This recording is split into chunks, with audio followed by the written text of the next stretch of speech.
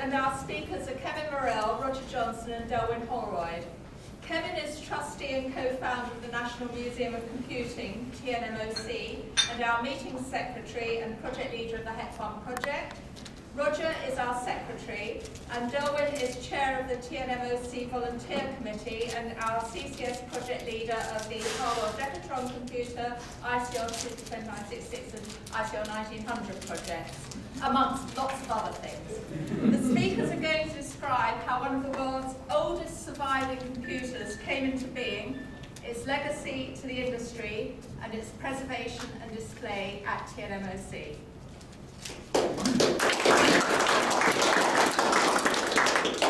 Well, good afternoon, everybody. A slight elaboration first. The picture that you can see in front of you is not the HEC computer.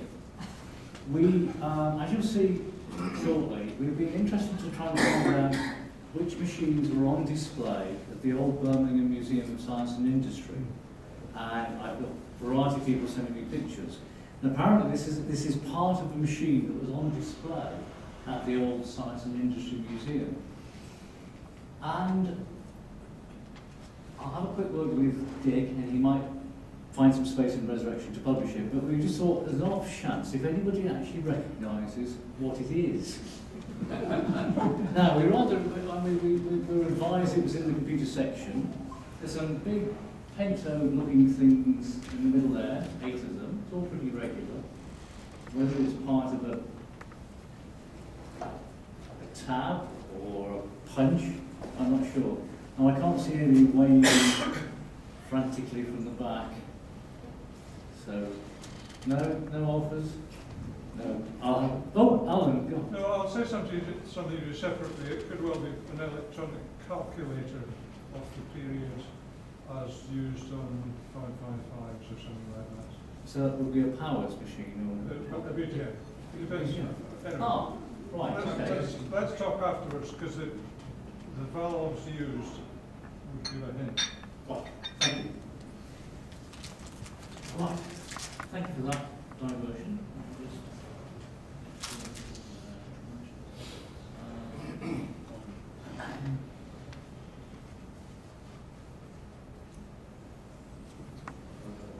I can stand. Yes, we'd like to tell you about the HEC1 computer, which, can you actually hear me now? I hope it's okay. Which has recently arrived at the National Museum of Computing. Now, I have a relatively easy job here. As an amateur at everything, I'm an amateur historian, so Roger's doing the real history bit later on. I'm an amateur engineer, so Delwyn's doing the real engineering bit later on. But if I've got anything, I've got a knack of wheedling machines out of museum stores and bringing them to the National Museum of Computing. Basically, I will sign anything. But that's been quite successful. It hasn't been successful with the Science Museum yet, but over time. What I want to talk about is, in my short section, is rescuing the HEC1 machine, discovering it's still intact, and finding the machine, and then bringing it back to the museum. And I thought I'd go through the sightings of when we'd seen the HEC computer. And in fact, it dates back to Martin Campbell-Kelly's book, ICL, Business and Technical History.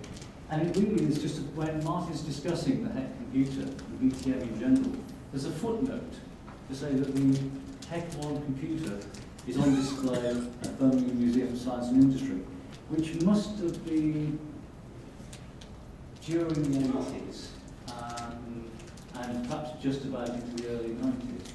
Now that led to the second sighting, and that's a visit by Birkbeck, Roger Johnson and colleagues from Birkbeck College, to go and see the HEC1 computer, and you'll realise the link with Birkbeck shortly, with a view potentially of having the machine on display at Birkbeck. It didn't quite happen. There were problems in actually arranging the loan agreement between the museum in Birmingham and a non-museum as Birkbeck. But it did actually on Rogers and Birkbeck's, I was going to say command, but request, Chris Burton, who many of you know obviously from Manchester Bay and the CCS, went to the storage centre where the HEC1 was being stored at the time and made a very complete survey of the machine, detailed photographs and a detailed report on the condition the machine was in. Now that's actually been invaluable because it did pin down all of the elements of the machine at the time, including a couple of extra drums as well, which we're still looking for. We then have 4 years where actually nothing happened. But during that time, I've been looking at Chris Burton's pictures from the museum store and seen in the corner of one of the pictures the control panel for the Holroyd Decatron computer, which is a machine I'd recognised. So we went back as a CCS back to the storage centre in Birmingham in 2008, and the HEC1 was strapped together in a pretty awful sort of packing case. We managed to take the HEC1 apart out of the case and arrange it into order. But I must say my attention was mostly on the Harwell machine, and it's the Harwell machine that we actually concentrated our efforts on. We went back in 2010 to take Dr. Raymond Bird, Dickie Bird, back to the collection centre, the British Library, to actually video in front of the machine. And for each of those years, Roger Johnson and I have gone out for a Christmas lunch with Dickie Bird every year. And every year Dickie said, when are we going to get the HEC1 out of Birmingham? And it got more and more difficult. And so we actually really must do this now. And we started negotiations with Birmingham in 2014. I'm happy to say that actually went quite well. One of the useful things is we had a good track record with Birmingham over the Harwell machine, so they were fairly generous about the terms of letting us have the HEC1 machine. And in 2015, it was late last year transported to the museum. Rachel mentioned it's one of the very earliest intact machines still around. So it's quite interesting about how it actually stayed intact. Now, construction completed in Letchworth in 1951. The teams then, and this isn't that, we're not actually sure of all of this yet, the team then moved on to updated versions of the HEC2 and a marketable machine, and a machine that was actually exhibited. HEC1 stayed at Letchworth and somehow stayed intact. Now, we suspect certain parts were borrowed because, as you'll see from Delwyn's report later on, quite a lot of the valve positions were pretty random by the time it came to us. But the machine stayed largely intact.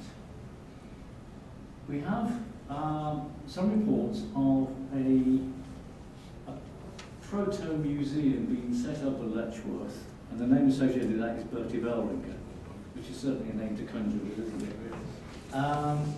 That collection was subsequently moved to Stevenage, and unfortunately the building it was in wasn't really suitable, started to fall in, Peter Bonfield in charge, there wasn't funds to actually do anything else with them. And the artefacts were then dispersed and offered to museums around the country. Now, how it came into Birmingham is quite odd. It was labelled as the Apex machine, which is one of the machines designed by Andrew Booth at Birkbeck College. But the machine was actually made in Fenny Compton, which isn't that far away from Coventry, which is Fenny Stratford, sorry. No, it is Fenny Compton. It is Fenny Compton. Fenny Stratford is not a fear, it's Fenny Compton. And that's quite near Birmingham, isn't it? So it was decided, in fact, actually, it should be offered to the Birmingham Museum's Trust for display, which is, I mean, just balmy, but it was sent to Birmingham. It was on display at what was a wonderful Museum of Science and Industry in Birmingham for many years. When that closed, it was moved to a pretty poor storage facility in Charlotte Street near Birmingham City Centre. But we believe the machine was separated into 4 constituents before it was moved to Birmingham. And if nothing else, Birmingham, while they didn't have it on display, at least kept all the items together. By the time we went back to the storage centre in 2008, the storage centre had moved to a new purpose-built facility just outside the city centre, which is really quite state-of-the-art museum storage centre. And the final part of the journey now was 2015, as I say, last October, I'm going to say, or November. October was actually, we completed the agreements with Birmingham and moved to the National Museum of Computing. Birmingham, it's very difficult for a museum to gift an item from one to another museum. So typically it's done as an inter-museum loan. And typically they run for 3 years and get restored and renewed every 3 years. Typically what happens, we have a lot of equipment on loan from the museums of Liverpool. And they gave us a 3-year loan for that, with the proviso, I was told with a big wink, you must never bring it back. So we basically have the machine in perpetuity. One of the interesting things when the machine came to the museum is a representative from Birmingham came down with the machine to check it had arrived intact. I'm feeding back here on something else. He was particularly interested in why we thought, what was the machine, what defined the machine as a candidate for restoration, and what defined the machine as a candidate for simply conservation. He came to see as well the Holroyd machine, which was working in absolute glory, surrounded by school children, so it was an absolutely perfect example. But that's one of the things that we will touch on, I suspect, later on today. We have, I'm going to hand over to Roger Johnson in a minute, and then on to Delwyn. And we have 3 short videos of the machine when it was on display at the Business Efficiency Exhibition in 1953 at Olympia. We might have to stop the recording of this because these videos have Getty Images written all over them. So we might have to think about that. We might have to take legal advice on that. But Roger, can I just carry on?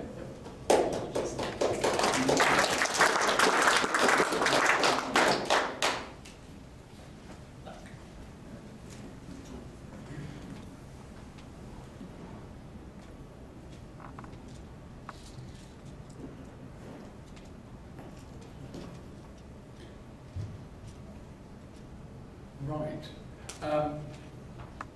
I'm going to talk about the history of the HEC as we know it. I'm going to go fairly rapidly over parts of the story that relate to Birkbeck because a number of you will have heard me talk about Andrew Booth's work relatively recently. So let's just start by just reminding ourselves about BTM. BTM originated as an offshoot of IBM. The Tabulating Machine Company was founded in 1896 in the United States, and it grew by a process of mergers to become IBM in 1917. In the process of moving from being the Tabulating Machine Company to IBM, it founded a UK subsidiary called Tabulator Limited, which sold the products, the punch card products in the UK, and later acquired the rights to sell them throughout the British Empire. And that machine was renamed the British Tabulating Machine Company Limited in 1907, BTM as we know it. Initially it sold IBM equipment, and then it later on used IBM patents to build BTM products distinct from IBM ones. And the critical thing was sterling currency. And sterling, of course, was used throughout almost the whole of what was then the British Empire, not in Canada. And the agreement, the royalty agreements, were that BTM had sole rights to sell IBM equipment equipment and equipment developed using IBM patents throughout the British Empire outside North America. That went on for quite a number of years and was successful. There were difficulties over the royalties, and in 1949 BTM and IBM decided to go their own way. Martin Campbell Kelly, in his book on ICL, describes it as a strange decision, and I agree with that, and I acknowledge it's a strange decision as being, I think, Martin's phrase. Just at the very point when there is going to be what I suppose today we would call disruptive technology in the form of an electronic computer, and with IBM, with its substantial resources, developing a machine, BTM decides to go its own way. On the other hand, I think I was realised really in the last few weeks, and I was talking about this with some of you before this meeting, I think one has to remember in 1949 that if you were on the board of BTM, you were selling punch card equipment throughout the whole of the UK and the British Empire. It was a huge spread, and your only real competitors were Power Samus, and they were, I'm sure, regarded as being not quite in the same class as BTM. So apart, therefore, from Powers, BTM had this vast market, and therefore I think a substantial measure of self-confidence. But looking back, it seems a strange moment to choose to detach themselves from BTM. Anyway, the board of BTM decided that for the long term they would need to engage with computer technology, but their decision in 1949, and again I draw on Martin's book, BTM basically agreed to wait and see. 1949 was towards the end of the 1945 Labour government, and one of the actions of that government had been to create the National Research Development Corporation, NRDC. This was basically to generate economic regeneration in today's language, particularly in areas of science and technology. And as part of their remit, in December 1949, the UK government, through NRDC, called a meeting of companies that were interested in either punch cards or in electronics. And again, from the archives, it's clear that it took a while to set that meeting up. The companies didn't rush to attend the meeting. And this was, I think, almost certainly because they were not keen on cooperating on building jointly a computer. These were, some of the companies there were long-term competitors with each other. And here is the government suggesting that they should all get together jointly to build a computer. And so the meeting was not a success. So that was December 49. In December 50, the BTM board is still monitoring developments, and computers are coming up its list of priorities. In particular, things are starting to happen with Joe Lyons. Announcements are being made about the IBM 650.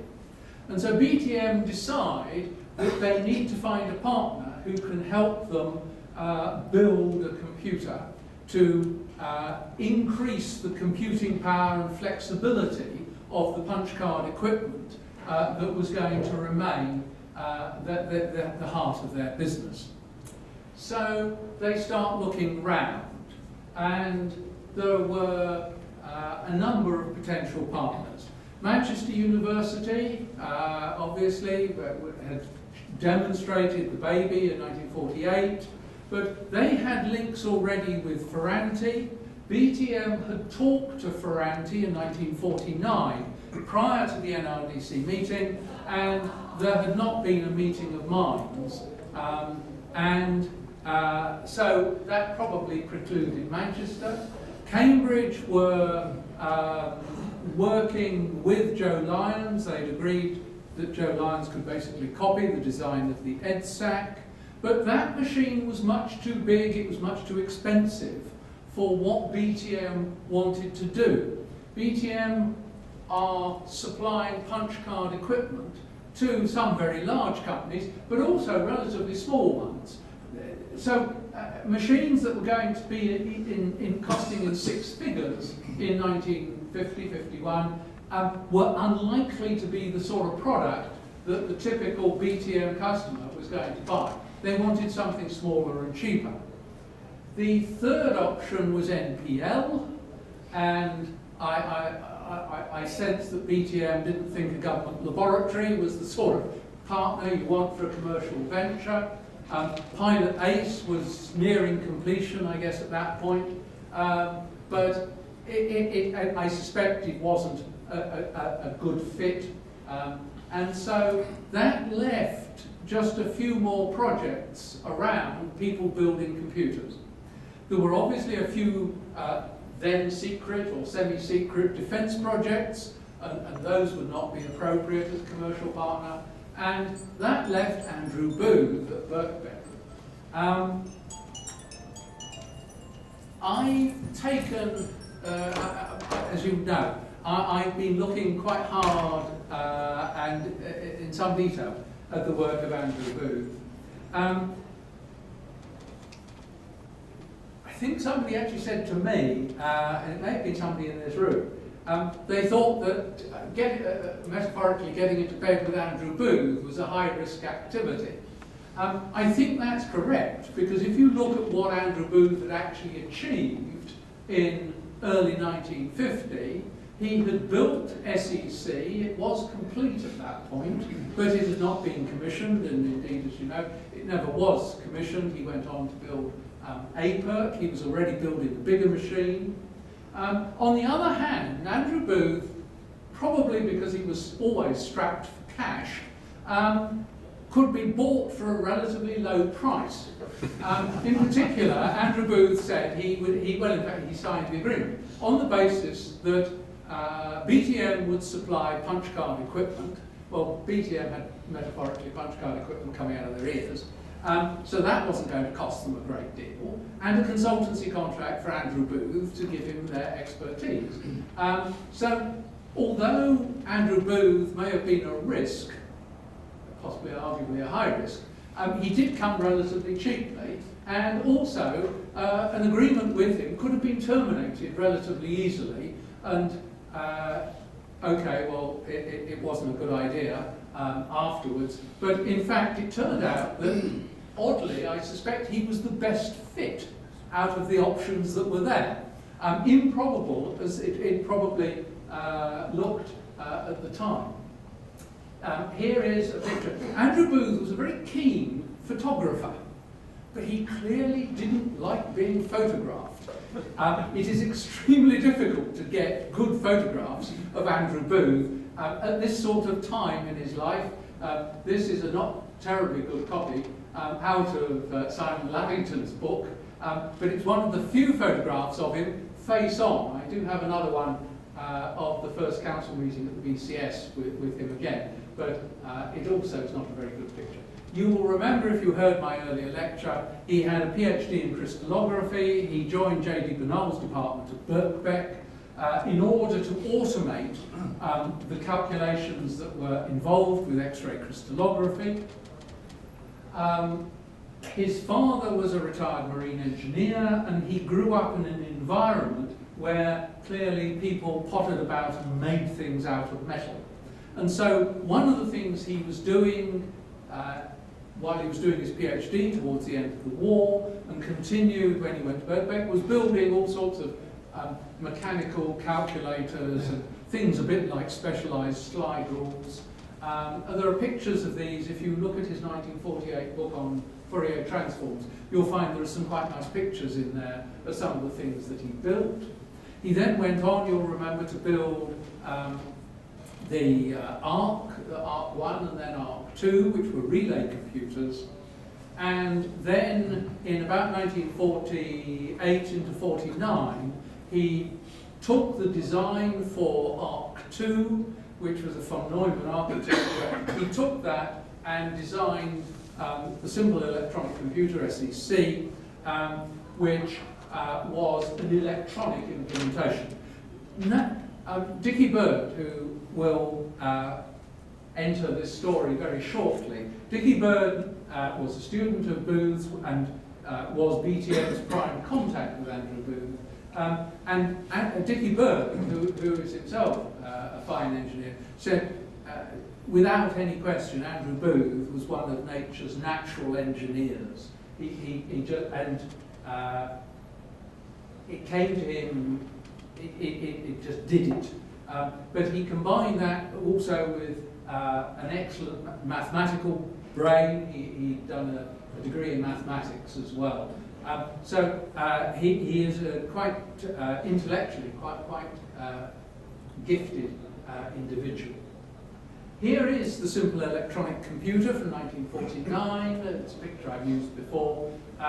It shows this thing pointer. You'll see here. I'm sorry for those on this side of the. Oh, there we go. For those on this side of the room, you'll see the first real drum that Booth built here. The 21-bit wide drum that was provided the memory for this machine. It was finished in 1949 in terms of assembling it. Kitz's thesis, dissertation, an MSc dissertation, written in 1950 and published in 1951, says not yet fully working, and as far as I can see, looking at what's been written, it never was finished. Booth went straight on with the lessons learned and started building APEC. And this is together with Apex. These are the two machines for which Booth was probably best known. This machine was built at Fenny Compton, not Fenny Stratford. It was built at Fenny Compton. There was never any room at Birkbeck. Well, they could basically have at most two computers at Birkbeck. They had the ARC2 and SEC in the small basement laboratory at Birkbeck. So APEC was built at home, and it was commissioned at Birkbeck in 1952 when SEC had been taken away. And after it was commissioned, it was delivered to the people who'd sponsored it, which was the British Rayon Research Association. And it used paper tape and 420 volts. And that's written up elsewhere. Now, the importance of this machine was that this was the machine that when BTM made their agreement to cooperate with Andrew Booth, this was the machine that Andrew Booth had just finished constructing at Fenny Compton and was in the process of commissioning in the famous barn on the wharf there.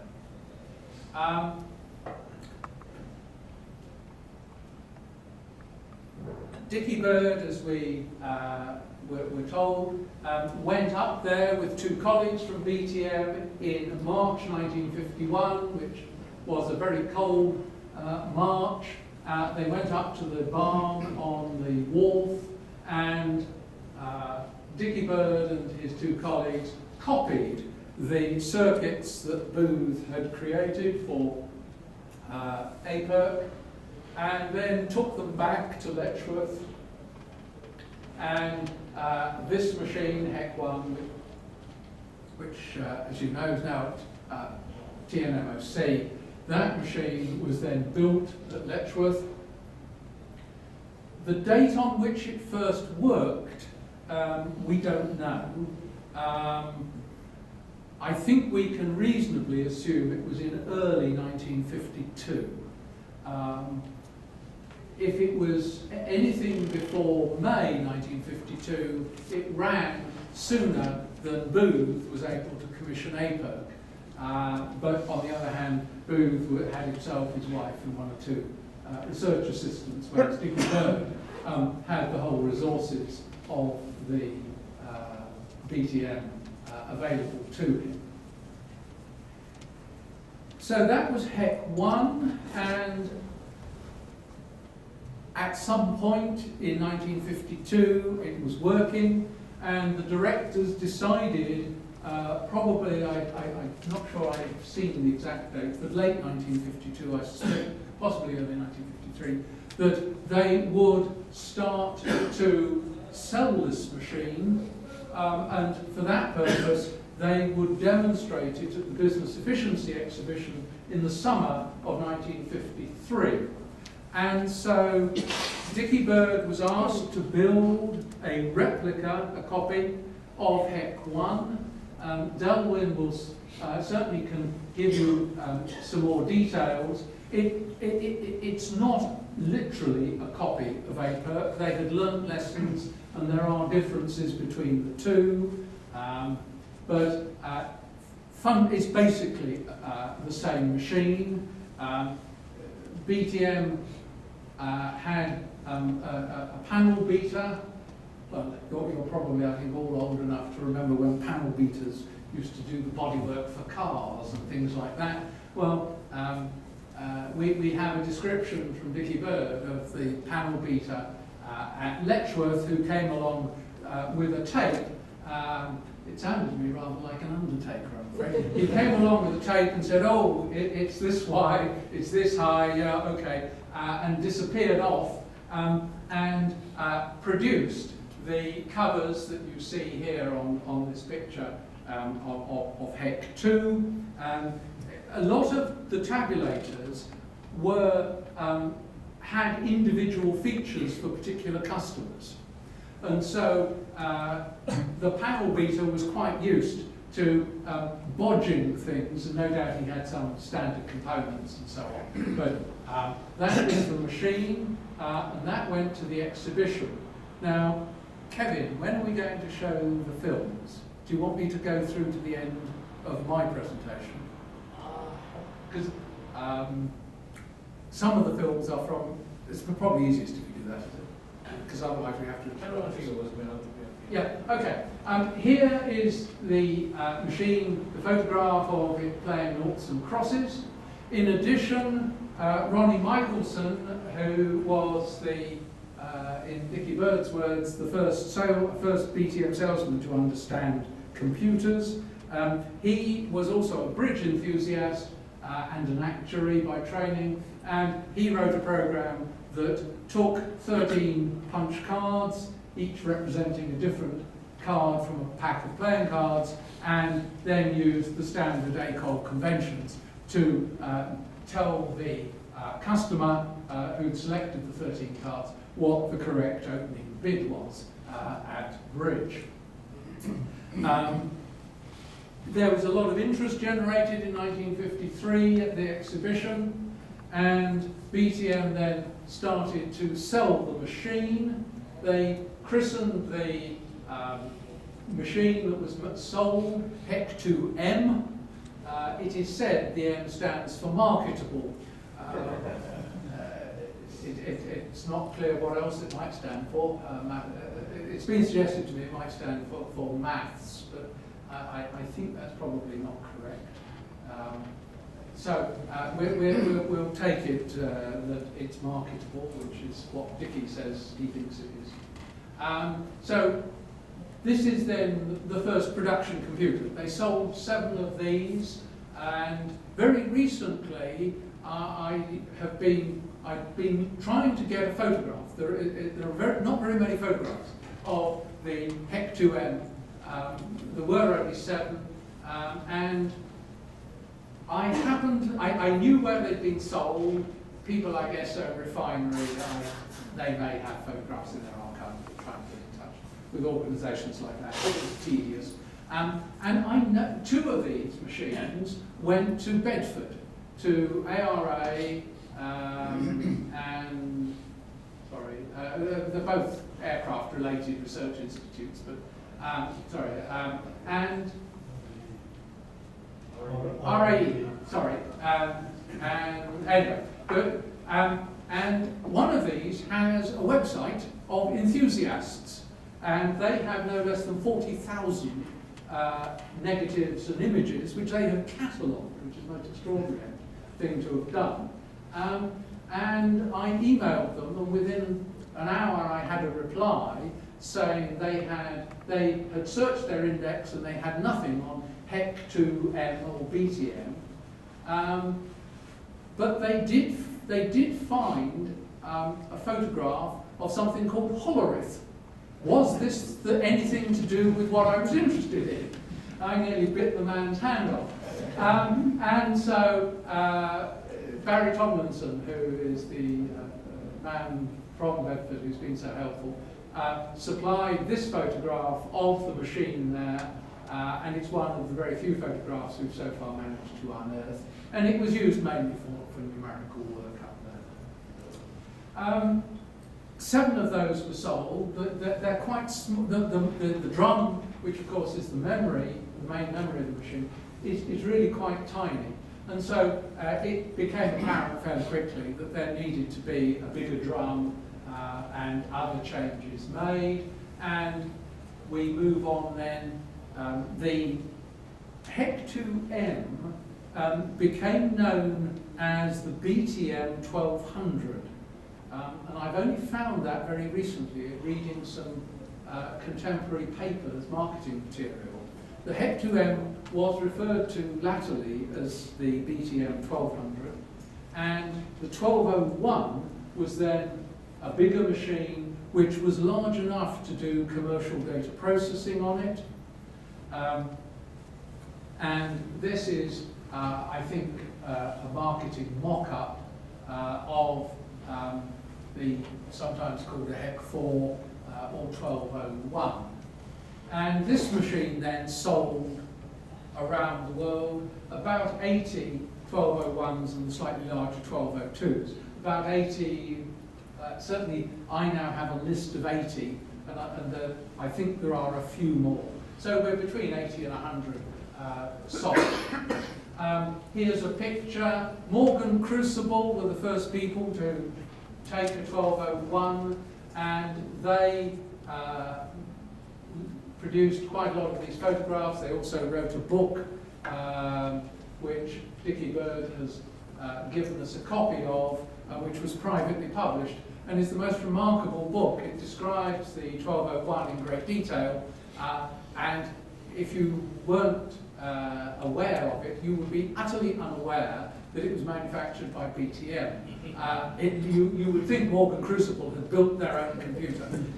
Apart from a passing reference in the foreword, which says, we bought the machine from BTM, thereafter it is effectively it is the Morgan Crucible computer. But there is a picture from that book of the interior of one of the units. I don't want to take time because Delwyn will talk more about the hardware. The 1202 had a bigger drum. For reasons that are eluding me, I've got 4080 40-bit words on here. Somebody else said to me it's 4096.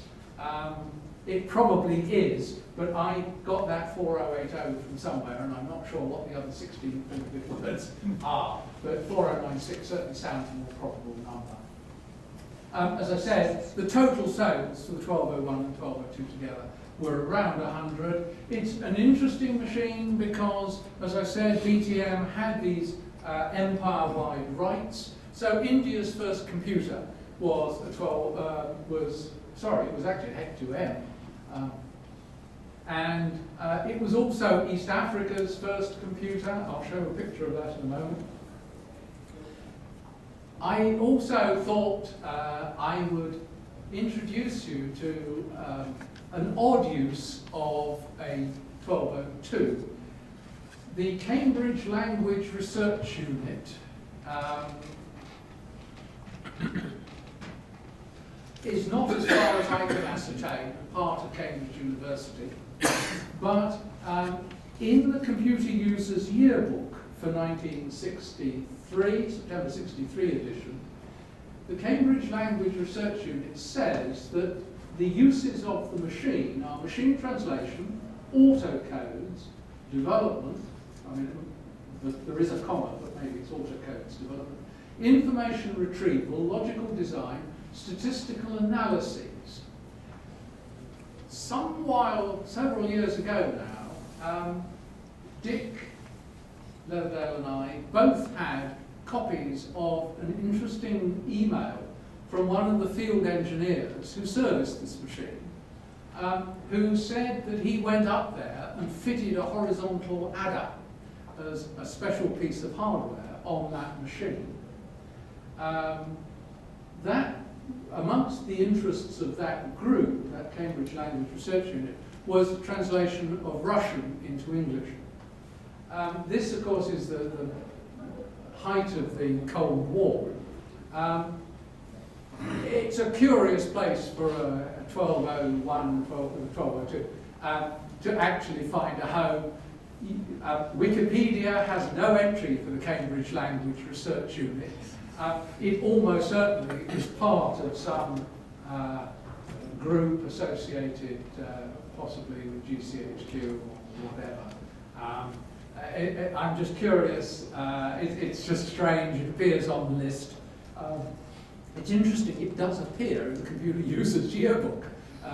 If anybody has any information or can point me at somebody who might know something, Dick and I would... And two points. First of all, it was not part of the university. Yes. And secondly, what you need to work. Okay. Interesting. Yes.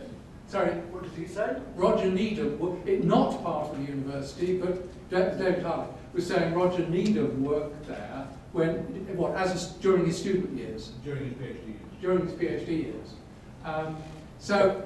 It would be interesting to know quite what they were up to. I think we can probably guess at least some of it. Here's the Karen Spark Jones was there as well, I think. Yes. Karen Spark Jones. Yes, okay, so Roger Needham meets Karen Spark Jones at Cambridge. So around, warming their hands around an ICT 1202. Isn't that lovely? Okay. Was that the very early demonstration there was a very early demonstration of Russian to English translation at one of these exhibitions or something, I think? That could be. Related to that? It could well be. Booth, interestingly, translated quite a lot of computer science books from Russian, mainly on natural language translation, which he was interested in from the early 50s. He translated a number of books and so on into English, but I've no evidence of any connection between Booth and that group. The one demonstration he did that I'm aware of today was French into English. The 1202, I was sent by the same man who actually sent the information about the Cambridge Language Research Unit, sent this photograph of the East Africa Railways and Harbours Administration, 1202, in the early 1960s. And the reason for including it is partly, notice this is not an air-conditioned room. I'll read that piece of text in a minute. But it's not an air-conditioned room. You can see over here a coat hanging on it. I'm not sure whether it's part of the computer or not. But there's a coat hanging on there, there's a kind of conventional window there and so on, and it's been packed in. This is very much the world of punch card, tabulators and so on. It's not the swish world of large air-conditioned spaces. And I included it partly because this is the world into which BTM was selling. It was not, the world, the IBM glossy brochure world of huge expanses and so on. I'll read you this because it came with the picture. Because air conditioning as we know it today was unavailable in Nairobi at the time, a special extractor hood was manufactured to exhaust the hot air out of the CPU cabinets and direct out of the window. And you can see at the back here the extractor unit. So this really is kind of basic sort of technology. This machine took so much power that it could only be switched on in the morning after the local bakery had finished baking its bread overnight. And with that background, and that's 10 years later, one can see why the idea of building a copy of EDSAC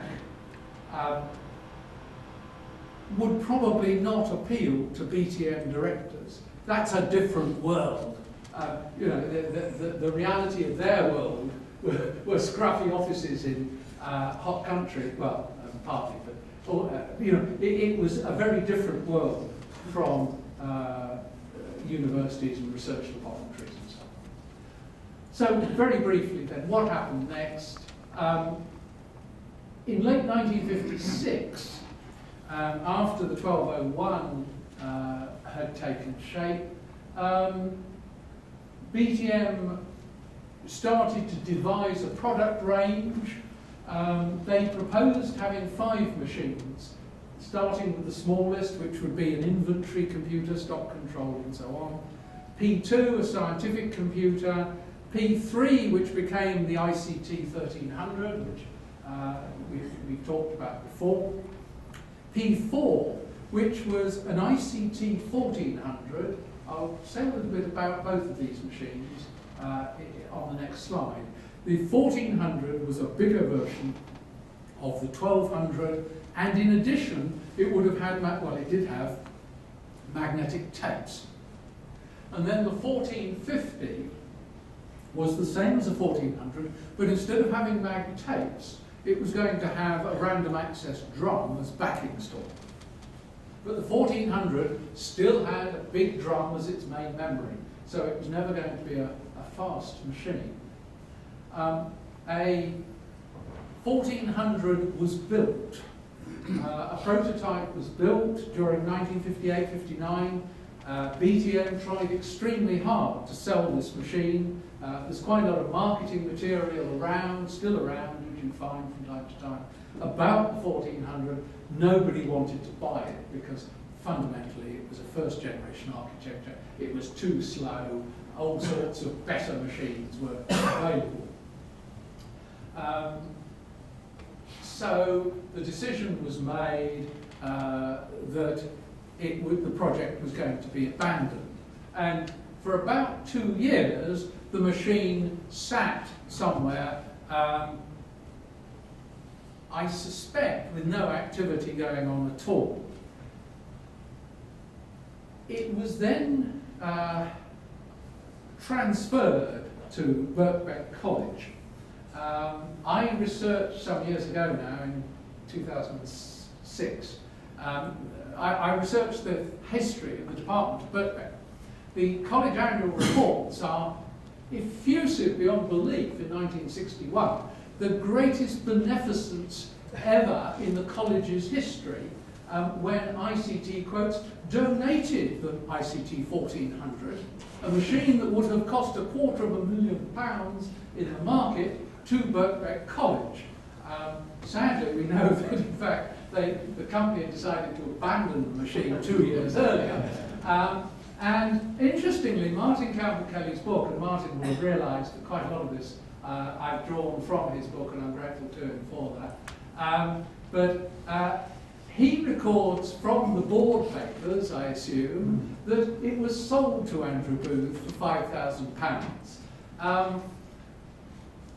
Clearly, £5,000 changed hands. Whether, I find it difficult to think that in 1961 Andrew Booth was owed £5,000 in consultancy fees by ICT, as it then was. Maybe it was a kind of payoff which they didn't, it's a sort of quid pro quo for some reason. But To Birkbeck, it was a donation. Anyway, it really was not the kind of donation you wanted.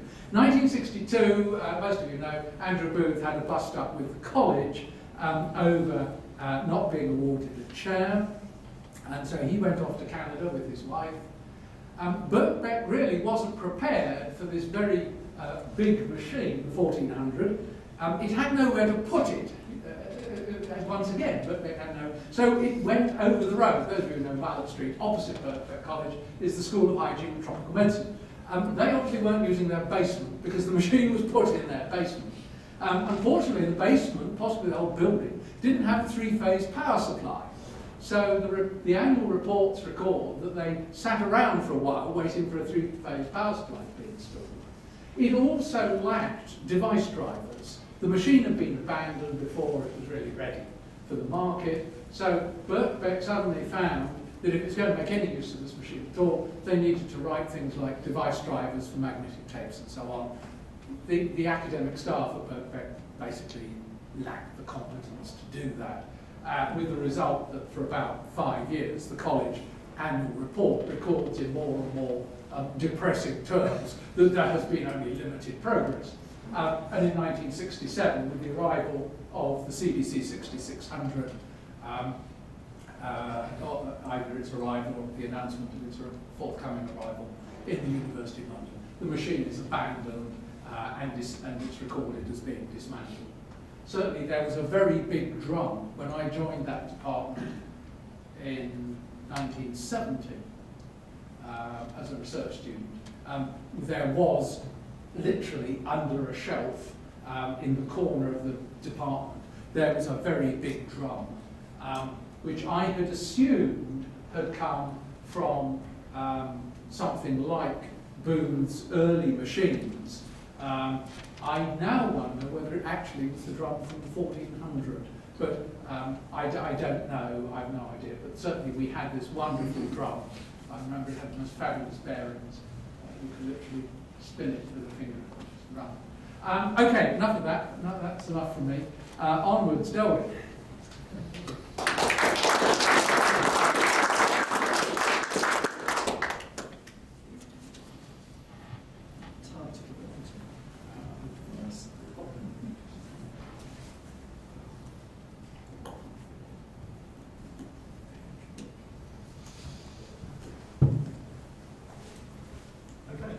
Good afternoon, everyone. Good afternoon. So yeah, I'm going to talk a little bit about conservation of the HEC computer. Before I do that, I'm also going to talk a little bit about the technical aspects of HEC1, something a little bit about the programming of the range, and then the differences between the different models that we've heard about, so HEC1, HEC2, and so on. So that's HEC1. It's a serial machine, as you've probably gathered. It's based on 3 32-bit shift registers, and it has what we would call a to-address instruction format. And that means an operand address and also a next instruction address for every instruction. So there's no concept of moving from one instruction to the next and decide where the next instruction is at every point. As Roger has mentioned, the drum is the only storage available on the machine, and that means that it's actually quite a slow machine.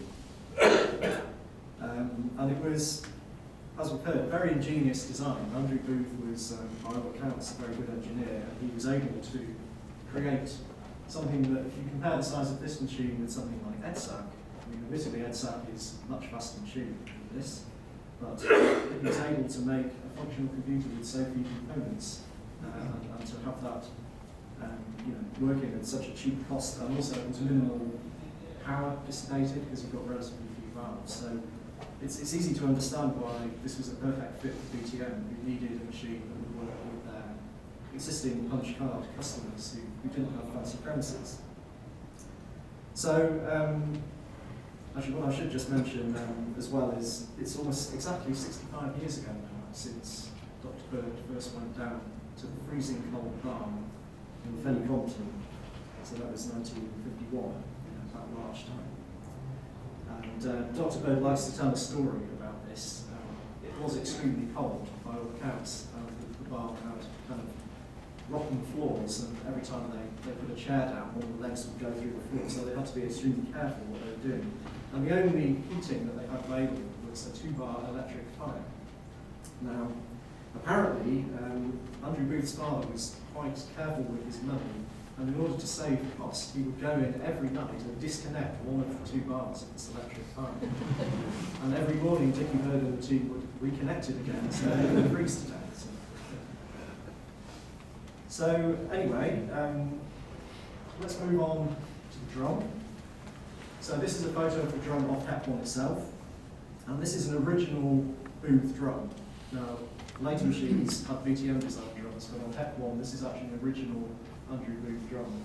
The little red circle you can see there actually says Wharf Engineering, and that's the company that Andrew Booth and his father formed in order to manufacture these drums, which they sold quite widely apparently, although I can't tell you exactly where into, but they did have a little business going there manufacturing these drums for a few years.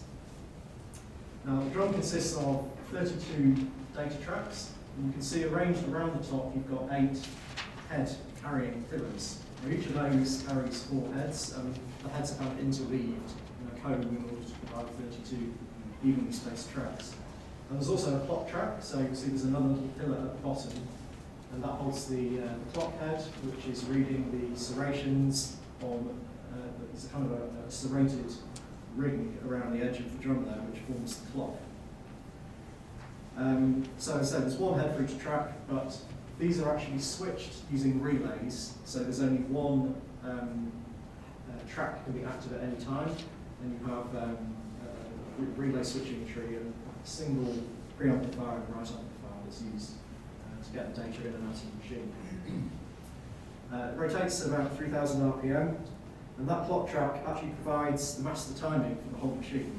So again, this is an example of Andrew Booth's design skills, I suppose. Other machines at the time chose to synchronise their drums with the electronics, whereas this machine, you didn't need to do that. The whole thing was clocked off the drum, so if the drum, if the mains frequency varied, then the machine frequency varied a little bit.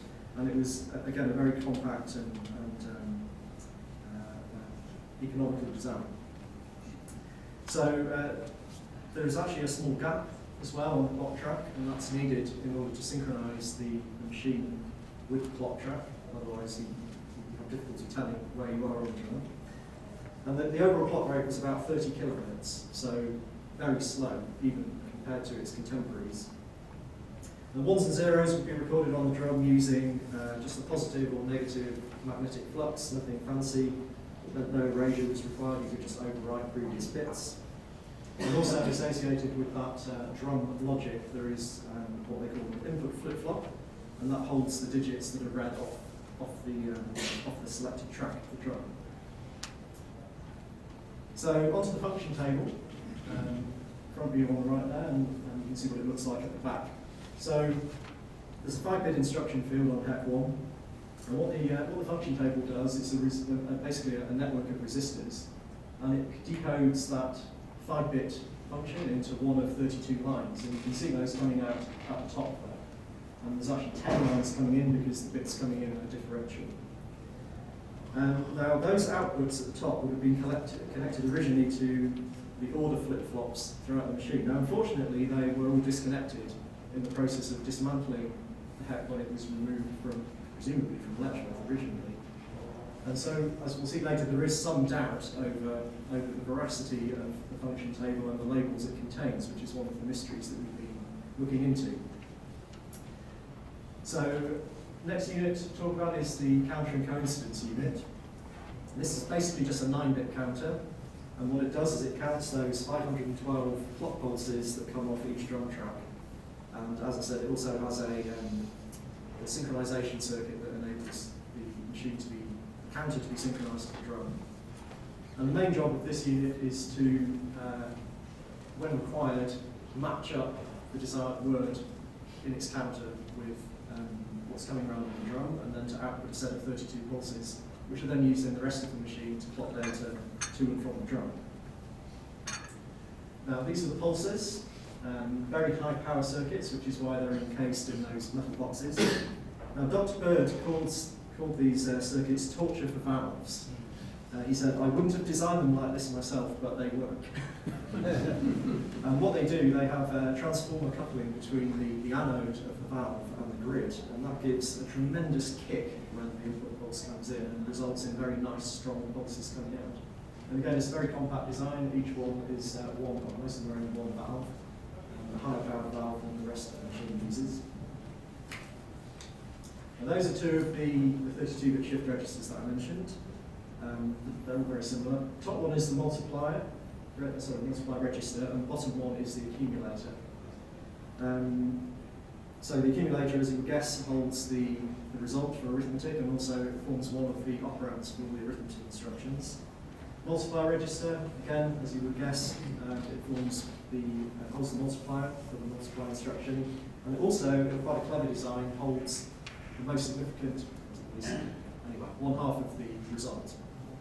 So the accumulator and the multiplier together hold the result that we get from the multiplier.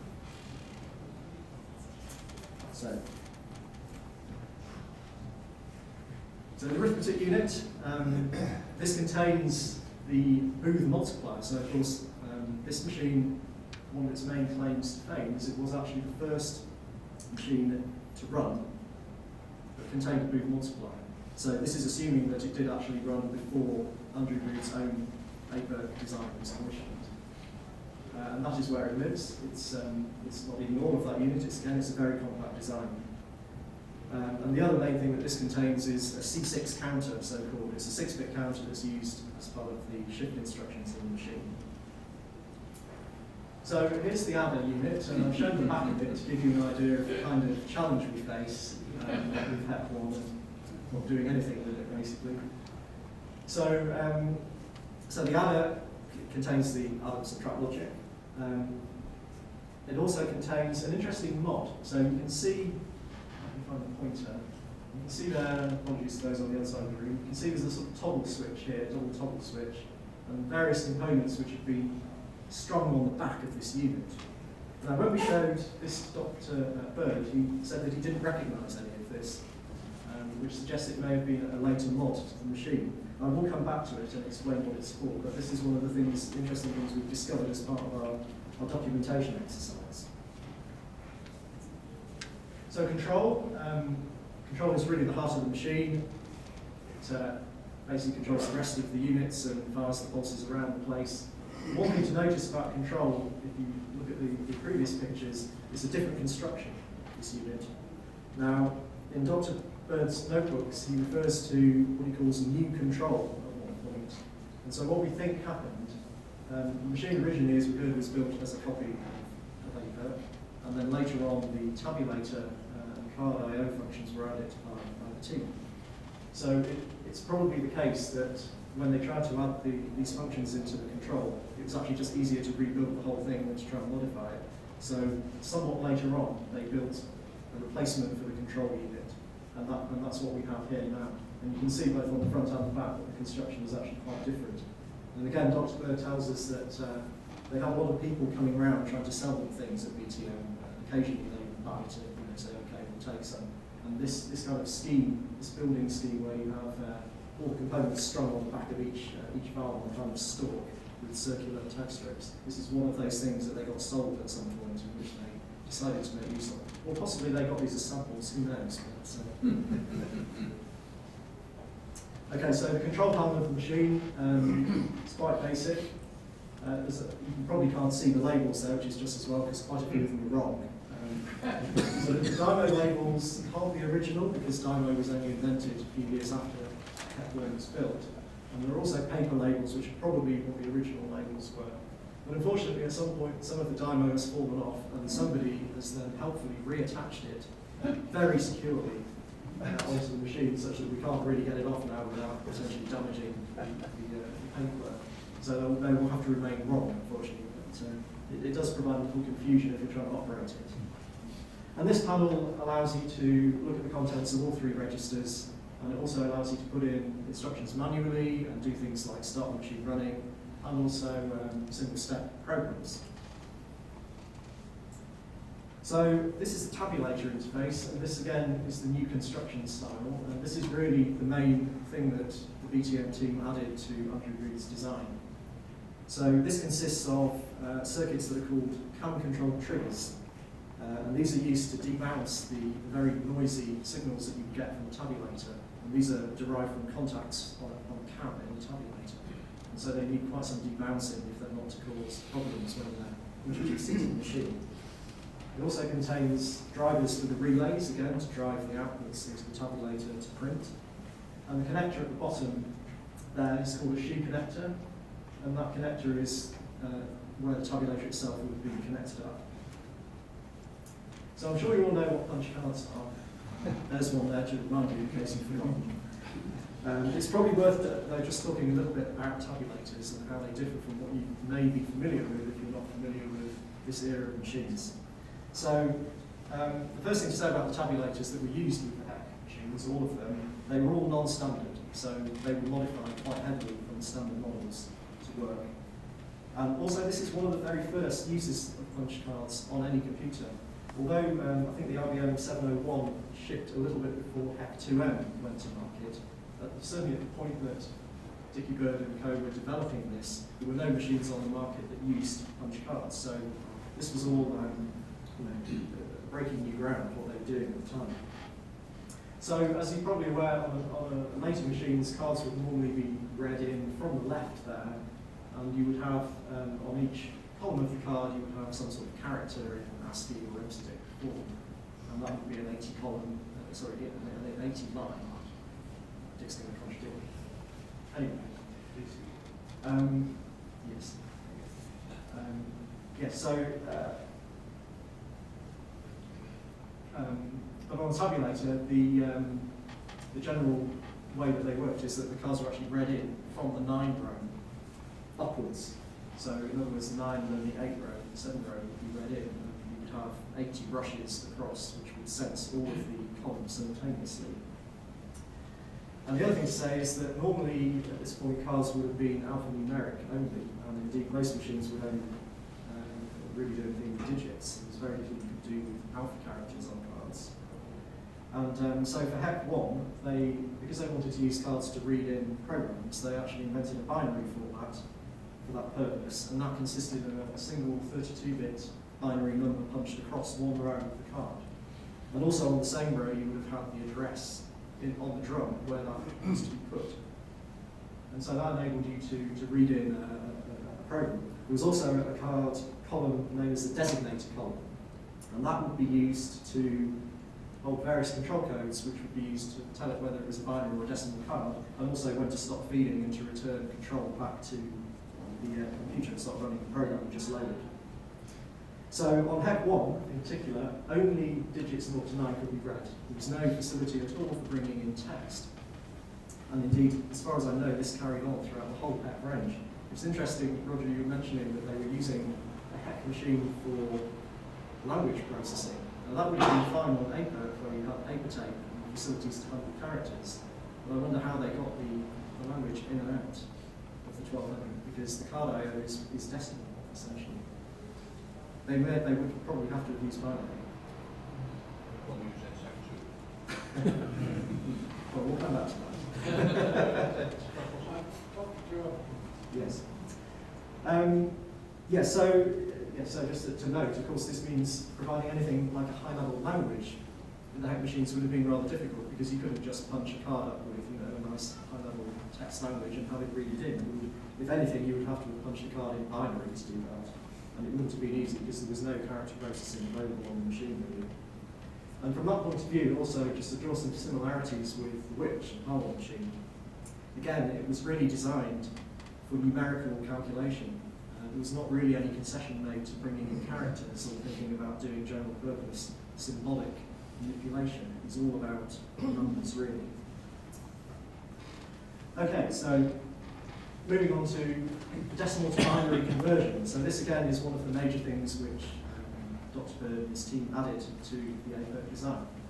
What we can see here is a diode matrix. Is that one of the only uses of modern diodes in the machine? In fact, most of the diodes are thermonic. So I'll try and explain the way this works. It is actually quite straightforward, but I'll see if I can explain it in a straightforward way. So one of the drum tracks is dedicated to holding up to 16 constants. And if you wanted to do decimal to binary, you would choose those constants to be 1, 10, 100, 1,000, and so on. But if you chose different constants, you could also do sterling currency conversion, or feet and inches, or anything that you can imagine that you can express in decimal digits. And so, of course, this was a very, especially sterling currency, was essential for BTM's customers.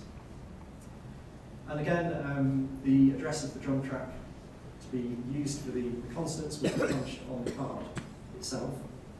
Now, as each card is fed in from the 9 row going upwards, so imagine you've got 16 columns with your numbers to be converted. As you feed in from the 9 row upwards, as soon as any of those columns contains a hole on the card, it sets a trigger that remains set for the whole time that the card is being read. And then as each, what they call index point is reached, so the index points are 9, 8, 7, 6, and so on the card. So as each one of those index points is reached, excuse me, a scan of that diode matrix would be initiated. And what that does is it allows the diode matrix to select one of these 16 column triggers in turn. And if the trigger happens to be set, it will cause the constant which is in that corresponding drum location to be added into the accumulator. And that happens for each index point. So you can imagine if you have a hole in 9, its constant will be added in 9 times. And if the hole is only in 1, its constant will only be added in once, and so on. And so this was a very elegant way of converting from decimal, or indeed any other units of measure into the binary that would be needed to process. So, just very briefly now on the order code. On the right there you've got, I don't know if you can read that, you've got the various fields of the instruction. 2 instruction addresses that I mentioned, operand and next instruction. You've got a 6-bit count field, which is used for some of the shift instructions. 5-bit function, and 3 spare bits. And I put under here, I put track delay with an exclamation mark. It must have been in there somewhere, and I'll come back to it later and explain what it does. So the instruction set is very simple, sort of early RISC instructions, I suppose, if you like. You can transfer to and from the drum, from the registers, including partial word. You could add and subtract from the drum into the accumulator, optionally clearing that first, which is effectively a move. You have left and right shift, you have the move multiply algorithm, the multiply instruction, and you're able to test the most significant bit of the accumulator for positive and negative, based on that, effect a jump to either the operand or the instruction address in the test instruction. And for the I/O, you have an instruction that will feed a card, you have a print instruction, and a stop, which obviously just stops the computer at the end of the program. And interestingly now we have 2 other instructions here, TX to A and A to TX. Now these are written on the labels on the function table, but we have absolutely no idea what they do. And I think at this point we conclude that they probably don't do anything, but we're still not sure what they might have been intended to do. So answers on a postcard if you have any idea. Possibly the T might stand for teletype, if they might have thought at one point.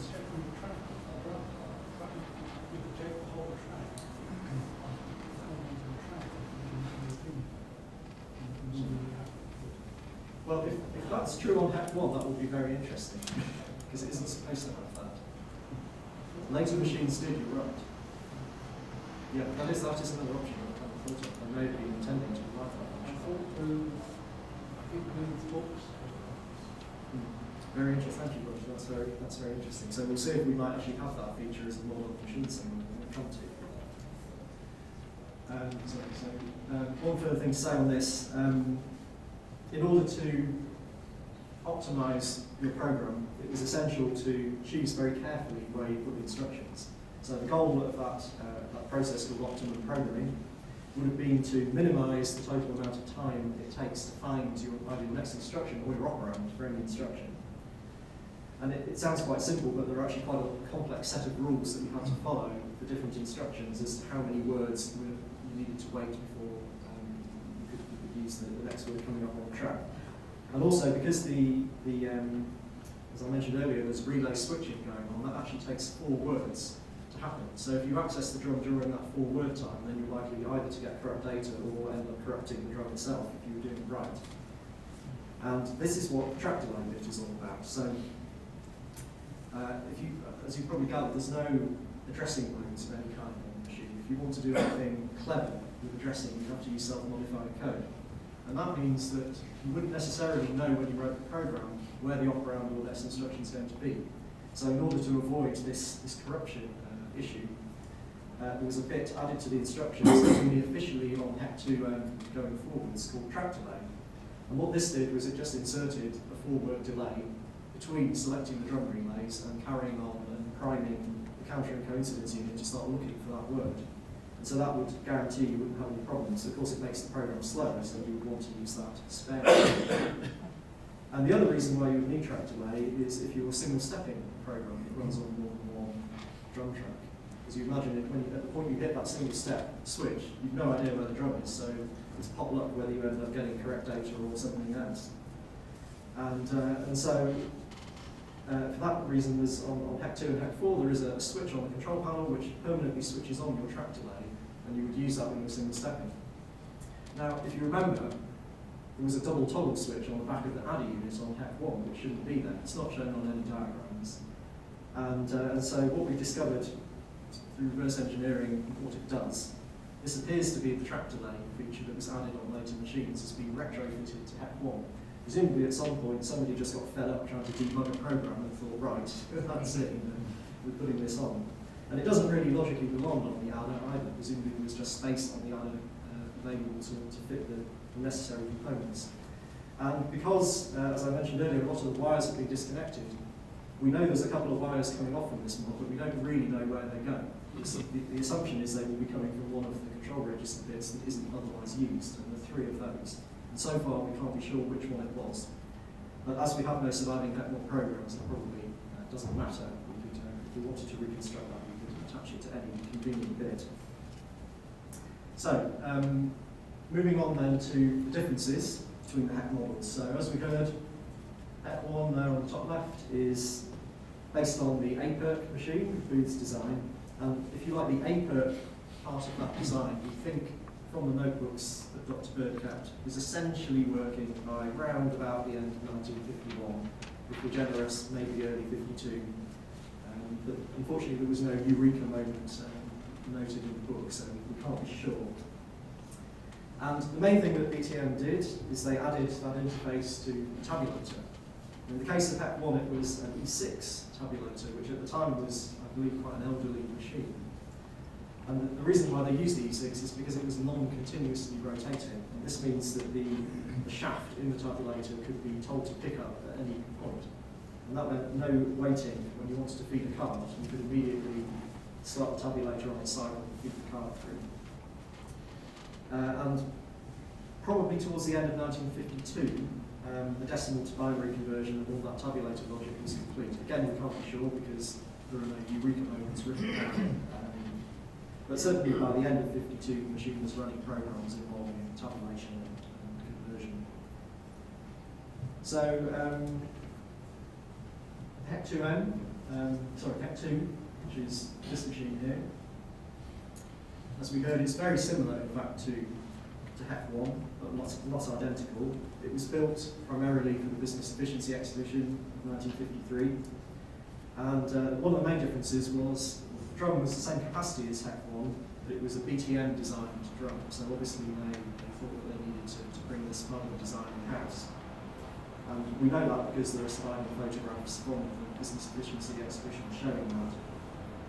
It also, for some reason, it used a junior type tabulator instead of the E6. And that tabulator had a continuously revolving shaft, which meant that it was much slower to access cards and so on.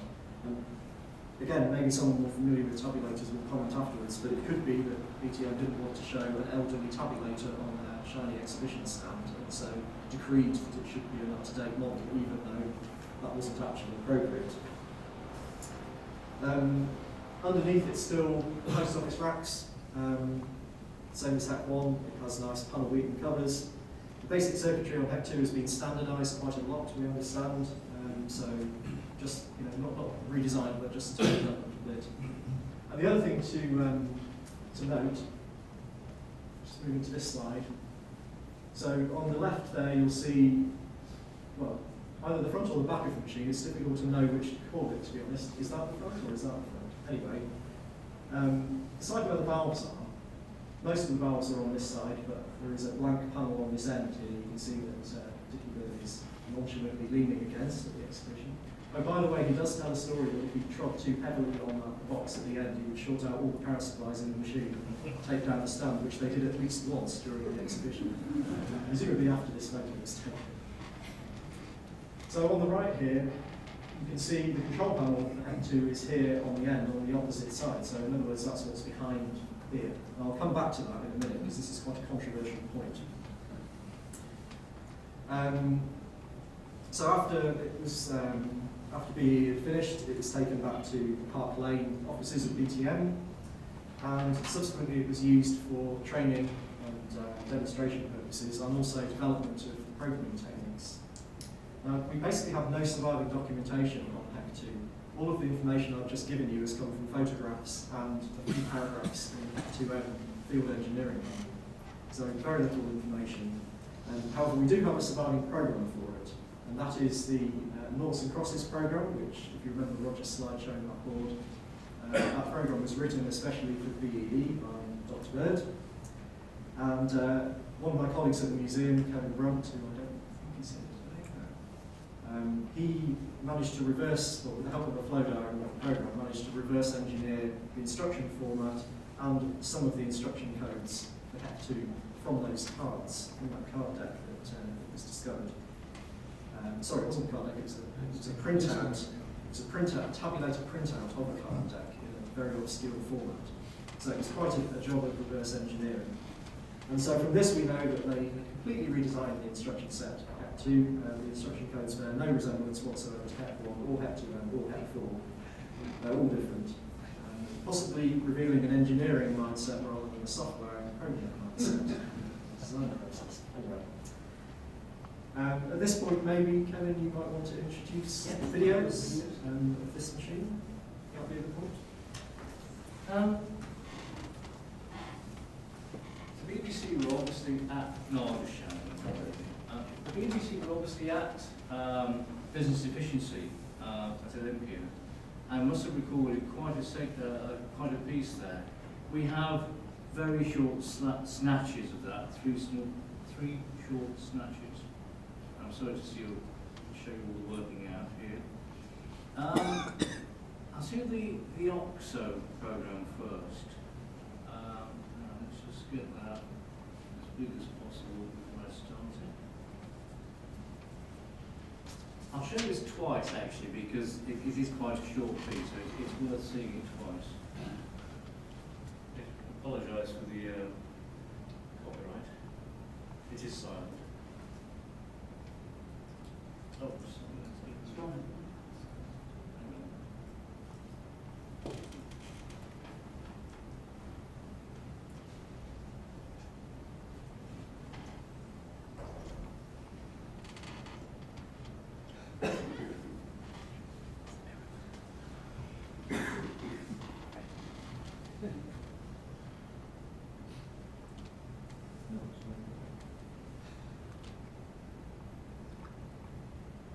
So Dickie Bird told us at the HEC launch event that this program looked absolutely fine at the exhibition until a party of children came along and pressed all the buttons at once.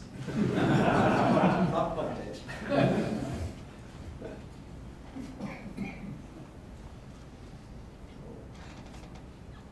we go. I think it probably is. I'll show it again, but I was obscuring the screen. I believe that's Ronnie Michaelson, isn't it? That's Ronnie Michaelson doing the demonstration, yeah. Which is, I think, as you said, Dickie described this as the only salesman that actually appreciated what he's used. Playing games. I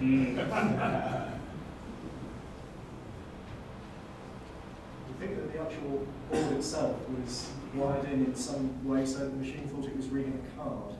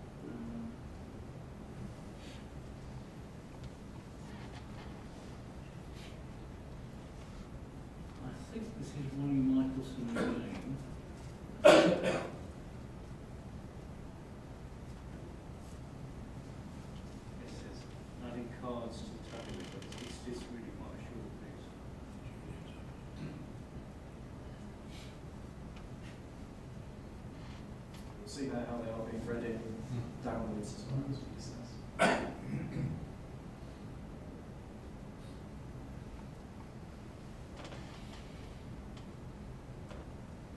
We have started the search for the originals of all of these as well. And the final one is actually the drum as well. Actually, some shots of the front of the machine.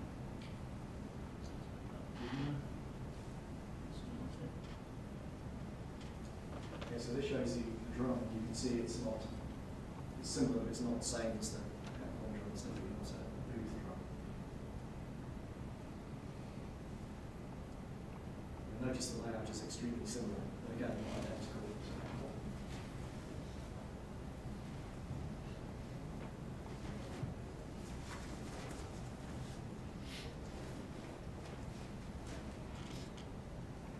HEC1. I think we suspect that that's possibly the first time a computer was shown to the general public on an exhibition like that.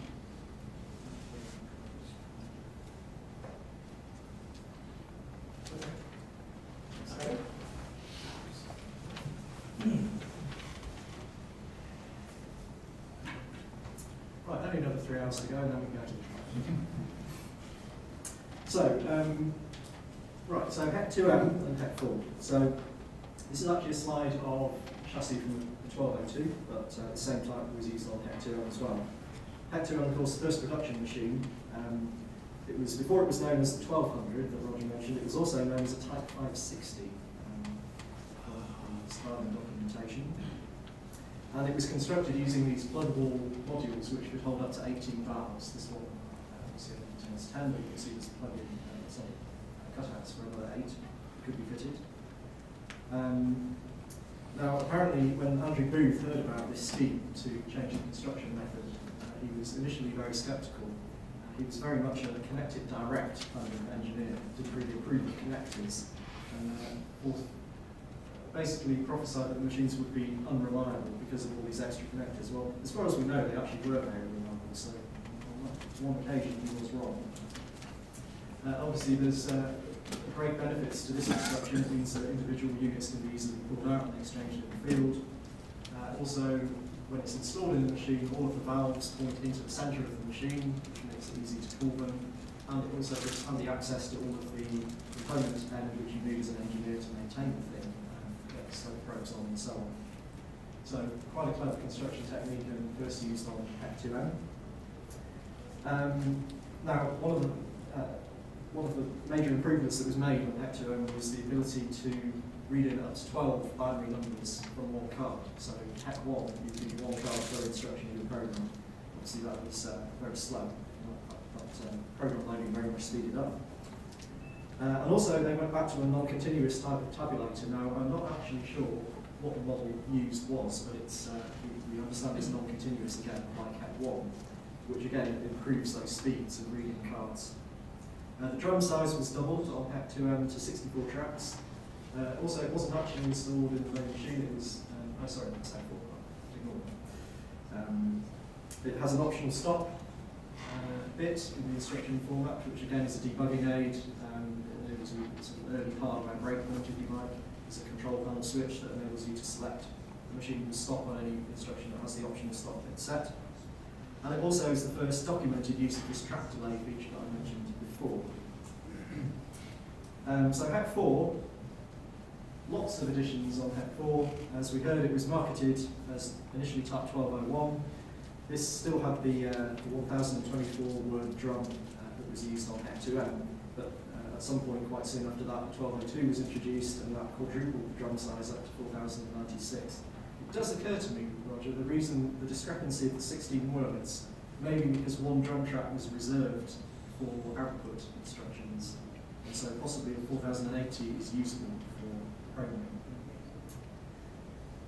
One of the other enhancements was the use of electronic switching instead of relay switching, and that was between adjacent pairs of tracks. So you still have the relay tree, but if you were moving between adjacent tracks on the drum, 0, 1, 2 and 3 and so on, that could be done immediately and avoided that forward access time penalty.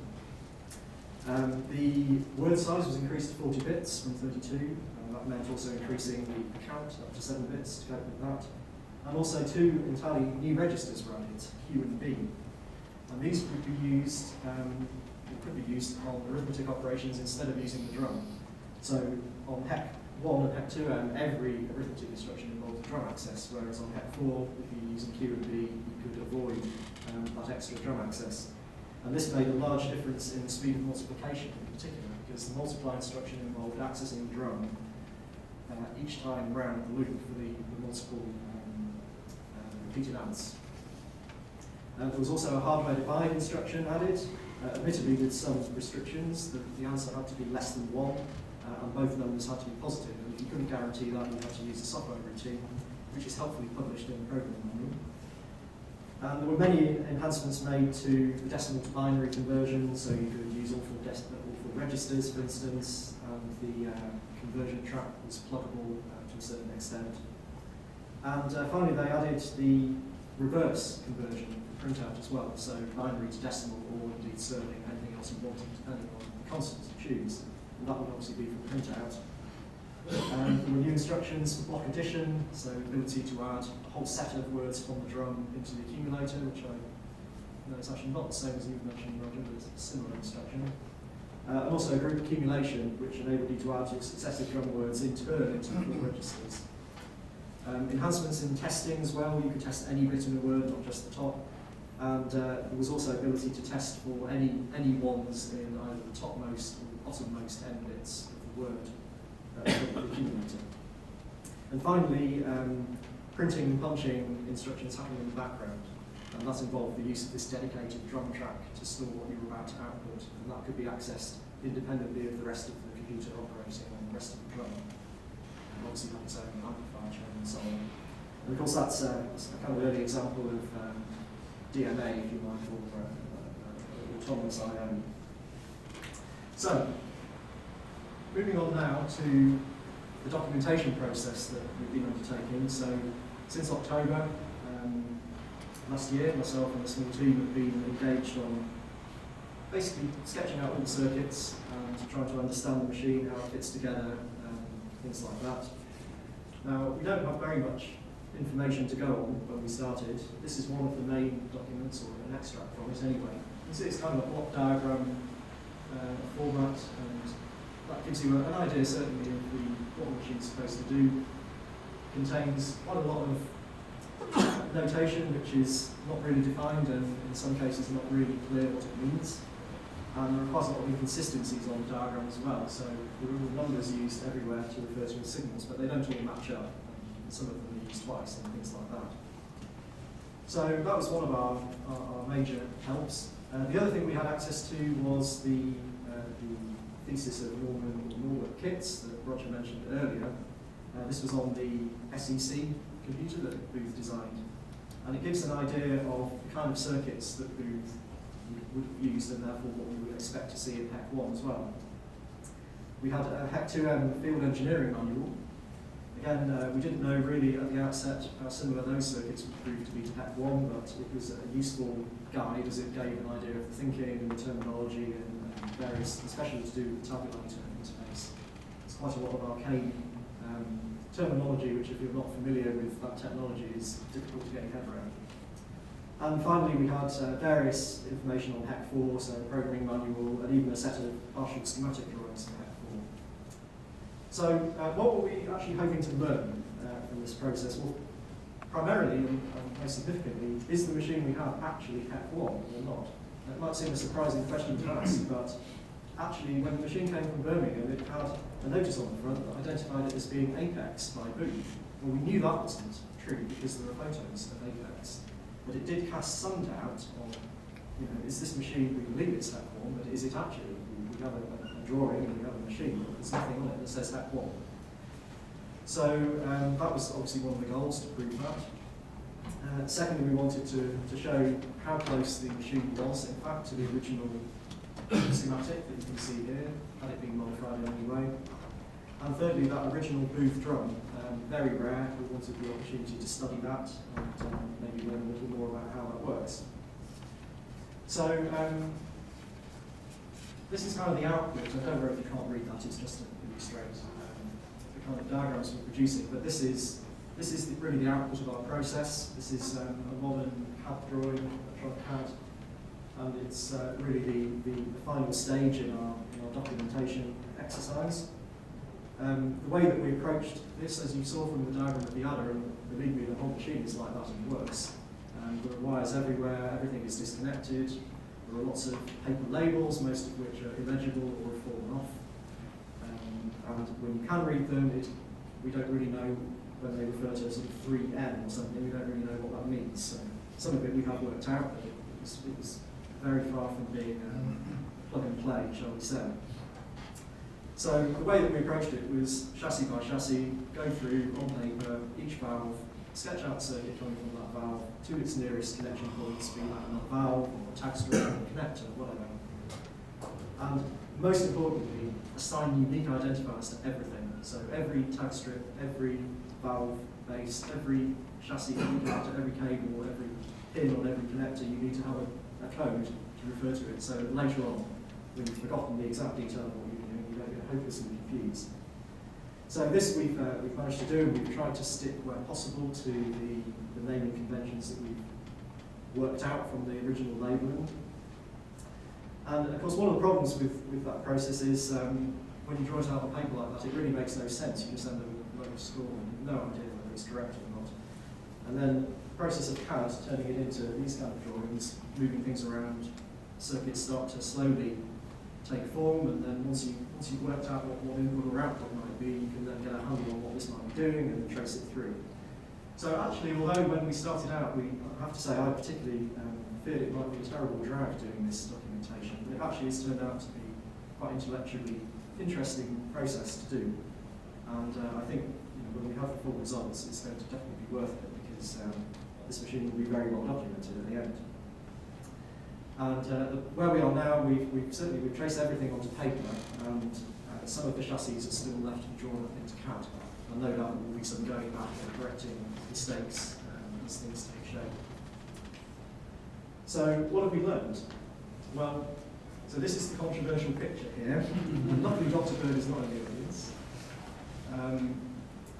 In order to put this machine back together, that is the only orientation which will work.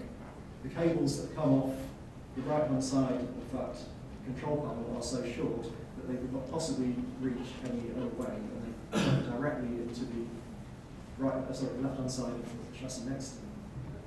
And actually, if you think about it, this makes perfect sense, because this is a prototype, it's not a production machine.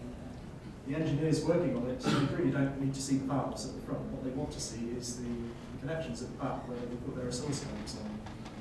See what's happening, and they also want to be able to move the controls at the same time. So it makes perfect sense to have done it that way. And if you remember back to that picture of HEC2 that I showed you and drew your attention to, you'll see that actually the relative positioning of the circuitry is pretty much the same. And the control panel on the HEC2 is indeed on the other side of that end chassis.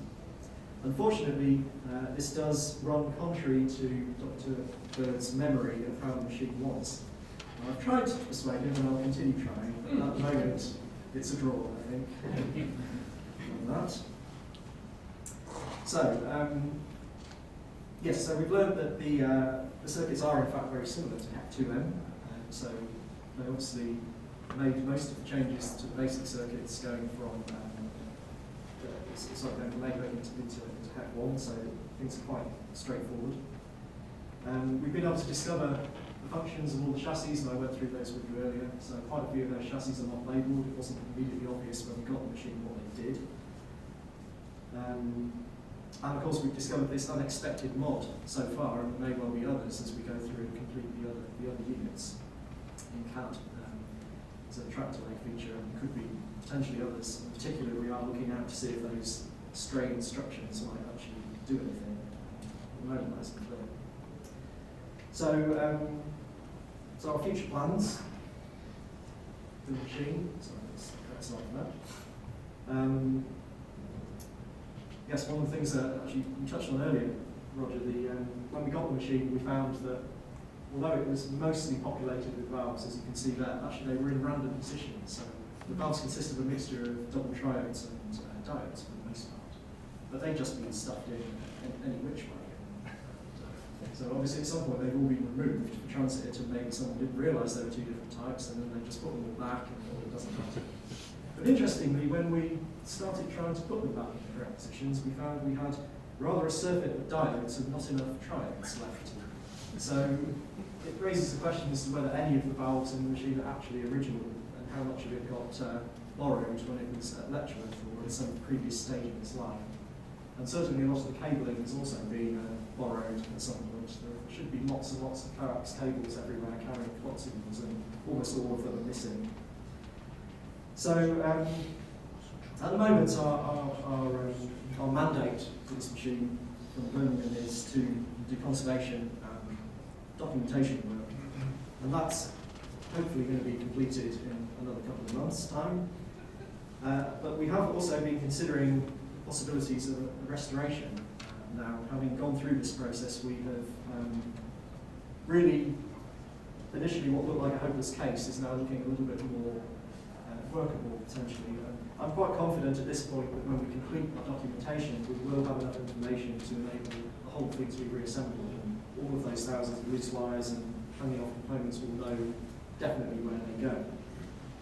And our experience from running Which, or Holroyd machine, for the last 4 years has really taught us that the majority of the components that are used in HEC1 are likely to be still reliable, or at least tolerably reliable. Things that we know are unreliable in Which, luckily there aren't very many of them, or there are none at all in HEC1. So things like wire wound resistors, which causes a lot of trouble on the Which, trigger tubes, there's nothing like that. And I think, with restoration, there's always an argument to be made both for and against restoring any machine. The argument against is always, well, any restoration involves changing the original artefact, it's a historical object, how much intervention should be done. Against that, I think the argument, particularly for this machine, because it is in quite a fragile condition, there's an awful lot of broken joints, components hanging off, and so on. At the moment, we are in a very good position to really put it back together in the way that it was originally, and leave it in a much better state for the future. If it goes too much further, it might become very much more difficult or impossible for anyone to do that. And actually getting the machine working, of course, forces you to find all of the broken joints and replace all of the cables, and guarantees that everything is correct and that your documentation is correct. Not to say, of course, there would not be challenges, quite significant ones. Power supplies, always a challenge in any machine. But in this case, they're actually quite simple, so I'm not too worried about that. We could quite easily build a modern replica power supply and hide it where it wouldn't really be noticeable. The drum itself is quite fragile, and it's also unfortunately damaged. Some of the oxide coating has already been scraped at some point in the past. So we're not really planning to do anything with the drum other than possibly attempt to read its original contents, but certainly we wouldn't want to risk it running it on a machine or on a installed machine. So initially we would seek to emulate the drum. You need that anyway because the whole clock comes off the drum, so to do anything with any of the circuits we need a clock and a reliable clock, so that would be the first thing to do. And then it would be quite interesting to try and build a replica of that drum using modern components built in the same fashion. So that's definitely something that we'll be looking into. Of course, there's no tabulator, and the chances of getting an original tabulator are zero because it was modified especially for the job. So given that it appears not to have survived, I think that isn't really an option. But actually, in a museum environment, a tabulator, even if we had it, is not ideal.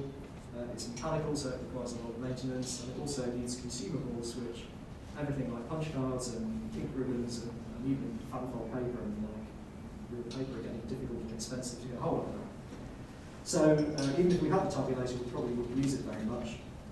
We would certainly want to emulate basic tabulator interface so you can load programs into the machine somehow, rather than typing them in instruction by instruction. And the other thing that we would probably seek to do is to build, maybe not at that scale, but some kind of replica of the Oxford board. As we mentioned, we have the original program for HEC2. It wouldn't be too difficult to change that program so that it runs on HEC1. And that, of course, gives the visitors a very nice interaction with the machine, which is, visitors generally are not that technical and they don't probably appreciate the details of the booth multiplier as this audience may, but so this is an important consideration. And finally, with possibly some historical caveats, we could consider a teletype interface to the machine. Again, Apex have this, or Apex have this interface. It would be very easy to add because of the way the machine is constructed. Although the HEC machines never had them, it would at least, given its pedigree, it would have some historical justification. So basically, watch this space, and we will be putting together some kind of plan and go to Birmingham to propose something at some point in the next few months. Thank you very much.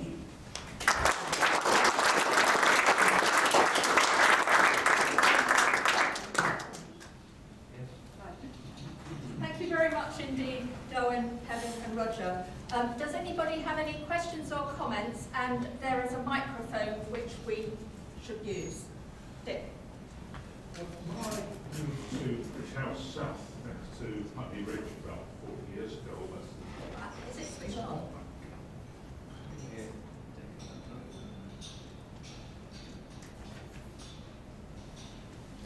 There's a light. Boom. I was saying that I moved to British House South next to Putney Bridge about 40 years ago. I was told that the reason it was sited where it was is because there was once a proposal to build a very large valve computer, and the adjacency of the river would have been useful for cooling purposes. I'm not sure whether that's true, but it seems to me to be reasonable that that large valve computer might well have been the 1400s. And that the enduring legacy of the 1400 was nearly half a century of Putney, of the presence of ICT and ICR. Richard Dean might know more about that than I do, as indeed might Alan. I think this is a bit of folklore. I moved to British House South in '61, and there's no evidence of cooling because I was involved in installing computers and air conditioning plant and all the rest of it. The interesting thing about these computers is that they were built to go into punch card installations where there were, as Roger has quite rightly said, very little provision for air conditioning or raised flooring. Computers came along, and that was one of the big things we had to change in British House South.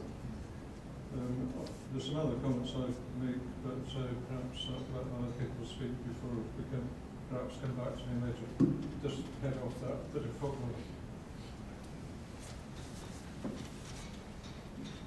I'm Richard Dean. I joined British Tab in 1956. And after basic training, I went up to Birmingham as a technical serviceman in one of the districts. And I'm not quite sure when, but it must have been about 1960, 1 year. Either way, I was selected as the first person to go on a 1201 course, which was held at Bradnam Manor, a rather attractive National Trust property about 10 miles north of High Wycombe. And it was a 3-week course. We were divided into 3 syndicates of 4 each. At the middle of the week, there was a single machine stuck in what had once been the horse stable, I think, at the back. And we were supposed to write and test a program in that 1 week, using only machine code, as there was no assembler available at that point in time. And it was a delightful late summer period of time, and there was a very nice lawn on which you could play croquet or bowls, and my syndicate and another syndicate found the programming a bit difficult, not making much progress, so we very kindly gave up all our time to the third syndicate, which spent all its time trying to get its program to work, and they didn't get their program to work either. Almost 3 times as much testing time. Fortunately, I never had to program a 1201.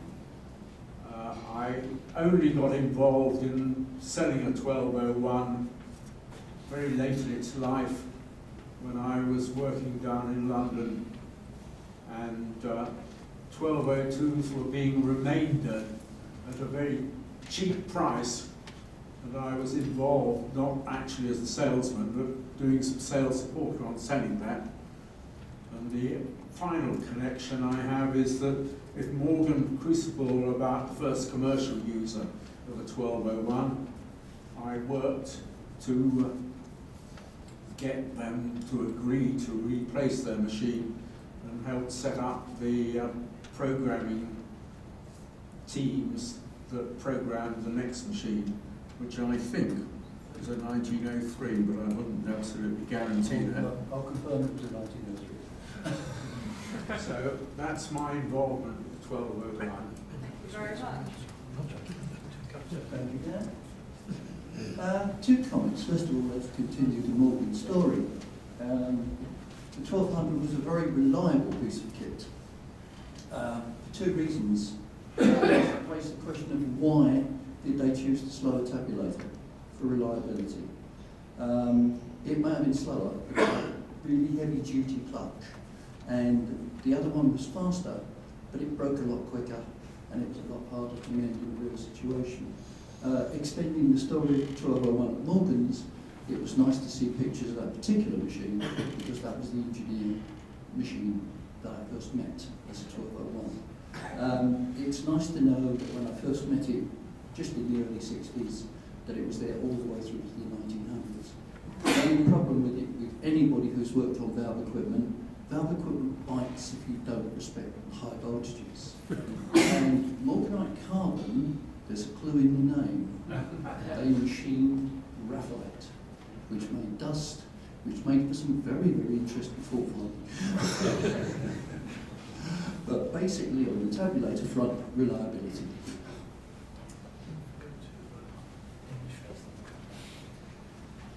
Oh dear, you've got me running about this house. Anyway. It's a small point, this, not an engineering point, but a marketing point. Interesting to hear the mention that at one stage a type number 560 was being considered.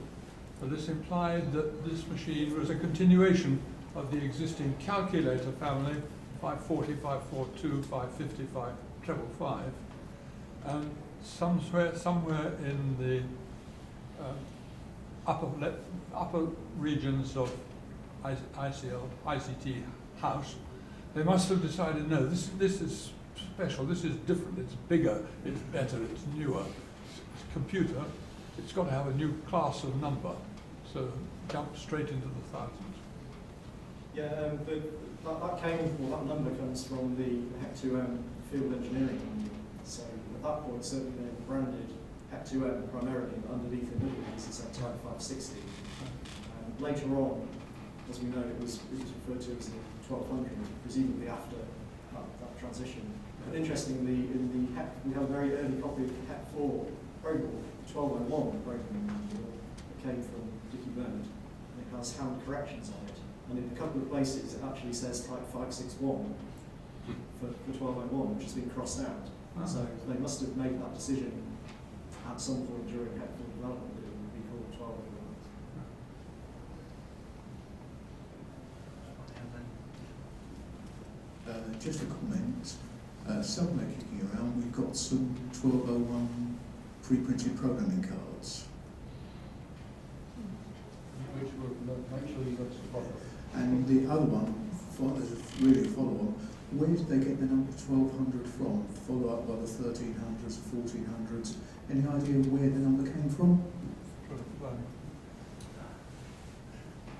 Just to explain a bit of and tie in with what Hamish has said, I think this presentation has been very much about the computer developments in BTM. In parallel, BTM had an ongoing series of developments for doing it the other way around, of attaching computing capacity to tabulators. This HEC was developing a computer and attaching a tabulator. There's a series of developments that went on that have been referred to as 541, Hamish has referred to them, 541. 550, 555, which were being sold and no doubt demonstrated at the same business efficiency exhibitions, but were less capacity and more doing classic card applications of read a card, do a little bit of calculation, and punch another card. So the company had that stream of development on the go, and the two teams that were doing these developments were working in the same physical area, and the write-ups indicate that there was a fair bit of sort of speaking to each other and cross-talking. But another thing to position it is very much, these were sort of backroom developments within the company, down at Letchworth. The marketing and sales people were in London, and it was a sales-driven company, very much to do with maintaining its rental revenue from the existing customers. It had a product planning, or a planning outfit, which is referred to very scathingly by the engineers. And that product planning outfit, or it was very much a business and financial planning. They're more concerned with the revenue streams from existing products and when to introduce new products. But that's product planning people, they would be responsible for any of these names. I think the 560 reference is probably just either a marketing, some transitional thing, just to reassure customers or something, but there were definitely two streams of development.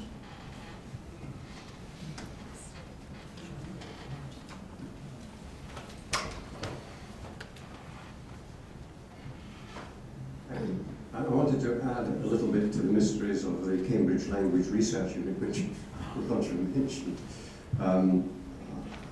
In 1963, I was working at Farnborough at the Royal Aircraft Establishment. I was put in touch, my mathematics tutor had been Richard Goodman, who'd worked with Booth, I believe, and suddenly had bits of Booth kit in his lecture room in Brighton. When I was at Farnborough, Richard put me in touch with a man called Gordon Pask, who ran an eccentric research outfit in Richmond. When I joined Gordon in 1964, the other research associate, there were only two of us, was an American called Richard Feldman. And Richard used to vanish on, I think, a Tuesday evening, and he had a very tame dodecahedron. He used to leave his dodecahedron in the left luggage office at Richmond Station.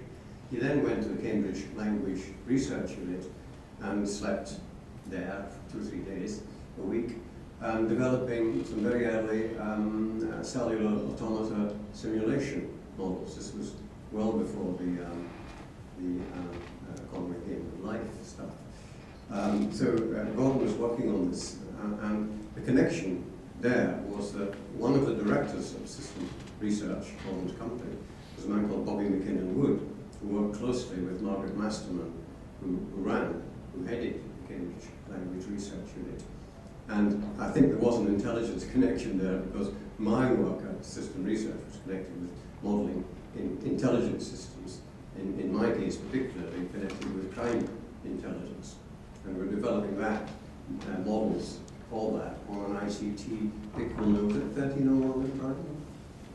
I think it was 1301, because they came in with me several times to Brighton to develop these models. So there were intelligence connections. Cambridge Language Research Unit, very, very interesting organisation. Maggie Bowden at Sussex University also did some work there. So just happy to do this. Thank you. Simon, did you want to? Oh, yes, a brief one. Kevin.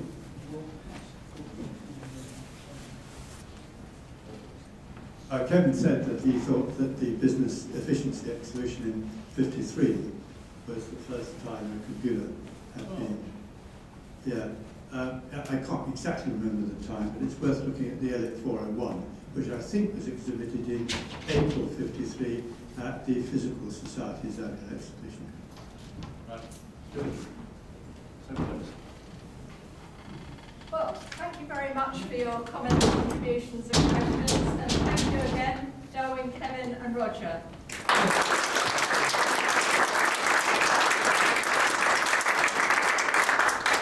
Now, our next event is going to be on Wednesday the 11th of May here at 2 o'clock for 2:30. Coffee will be served from 2 o'clock.